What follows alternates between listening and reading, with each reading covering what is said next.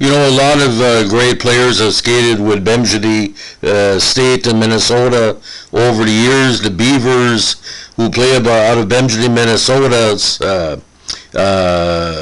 Sanford Center, were dominant in every aspect before he moved up to the NCAA, what they call Division One. Now, their best years, a lot of people feel it was the NAIA numerous victories in the what do you call the golden era of the side in the late 60s and early 70s. Now, it was a player that was part of this that went on to pro hockey and represented his hometown with distinction. Now, Terry Delmonte was a goalie in the system in the late 60s, early 70s, where they won in convincing fashion at their championship events. Now, Delmonte, who basically was your prototypical goalie, 5'11", 180, perfect size for a goalie, if you know the Canadian system, was originally from St. Paul and came into major prominence in his high school program at St. Paul Johnson High of what we call in Canada the U.S. high school system, or USHS. Played 2 seasons in 67 and 68 before moving on to Bemjidi in the late 60s, early 70s, what they called the NAIA glory years. Now, within his time there, he was part of a squad that won 4 straight championships between 68 and 71. I mean, not say every squad, but part of that legacy, where we still talk about that as the most dominant era in ICHA divisional history. Now, in 1968, they won the semifinal 11-0 against Boston State and won the title with a 5-4 overtime victory against Lake Superior State, their longtime rival, and you'll see in a second why. Next season, 69, won the semifinal against Salem State 14-2, and again knocked off Lake Superior yet again 6-2 in the final.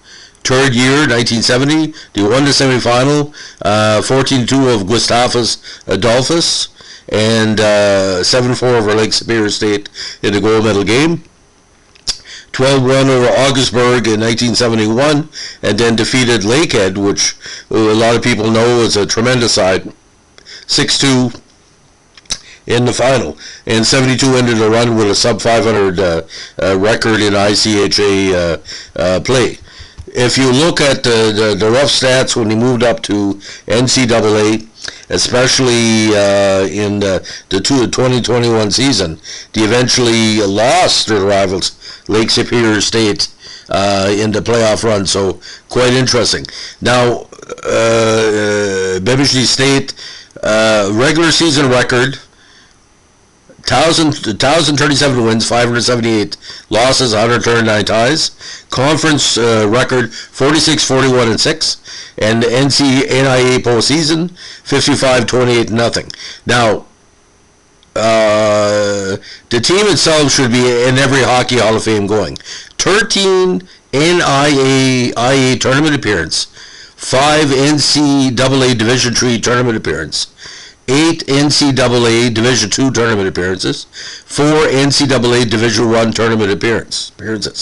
They won 7 NAIA national championships, 1 Division III NCAA title, and 5 Division II national titles before again moving up to the primary division.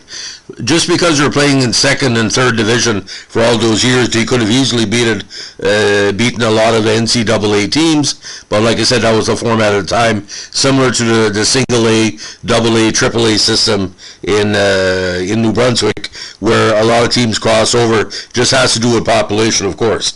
Now, Terry eventually, no pun intended, graduated to pro hockey and played with the very, very popular and important Las Vegas Outlaws independent hockey team, which kind of set the foundation for the Vegas Knights and the other Las Vegas pro teams that have come after it, because at the time Las Vegas only had so many pro squads. But Delmonte, again, he was part of a very talented team in '74, and I can bet he can tell many stories of what the home and road games were. If you're playing hockey in Sin City, your biggest problem is not only getting a good crap table, is getting a good ice man, no pun intended. Can you imagine in the middle of Vegas and you have to have a perfect ice to battle the elements on the outside?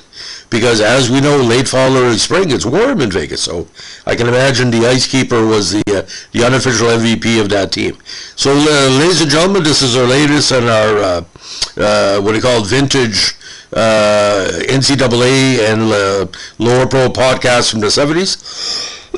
If you like what you're doing, give us a like, comment, or subscribe. And this podcast is dedicated to one of the followers of our channel, the great Nino Delmonte, who basically, like a lot of people, found our channel by chance and really supportive.